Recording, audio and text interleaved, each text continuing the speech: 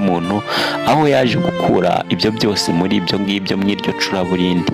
Abaturage bamwe batangiye kwiyumva neza yuko ari abaturage kuri manda ya Perezida Paul Kagame ubwo yari atangiye kuyobora. Abandi batangira kwibona koko ko ari Abanyarwanda, ndetse ye batangira kumva ko ari n'abantu kuko bari nk'ibicibwa mu bandi. Aho gusaba ndetse no gushyingiranwa muri icyo gihe bitari byemewe ngo ubwoko buhuze n'ubundi, ariko Perezida Paul Kagame wari uzi neza icyo umuntu asobanuye ndetse n'icyo kubana n'abandi bivuze, niwe wemeye gushinga ndetse no kwemeza ibyo, avuga uti umunyarwanda wese ni umunyarwanda. Mube muretse gato dufate ikiruhuko, hanyuma tuze turebe ese Perezida Paul Kagame kugira ngo iyo ntsinzi ayigereho yakoresheje iki.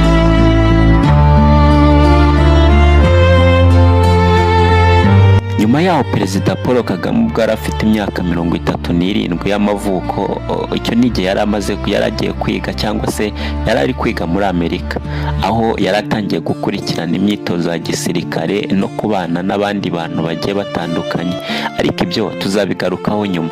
Ahubwo Perezida Paul Kagame yabonye yuko ubwiyunge bw'Abanyarwanda buramutse bukomeje gushingira ku moko, akavuga ngo ubu bwoko runaka nibukomeze bugumuko byari kugorana, kuko kugira ngo babibemo amacakubiri yo kuvuga yuko bamwe ari inyenzi, inyamaswa n'ibindi, ibyo byose we yari azi neza imbaraga zabyo. Yari azi gutandukanya umunyarwanda n'undi icyo byari kuza kongera kubyara.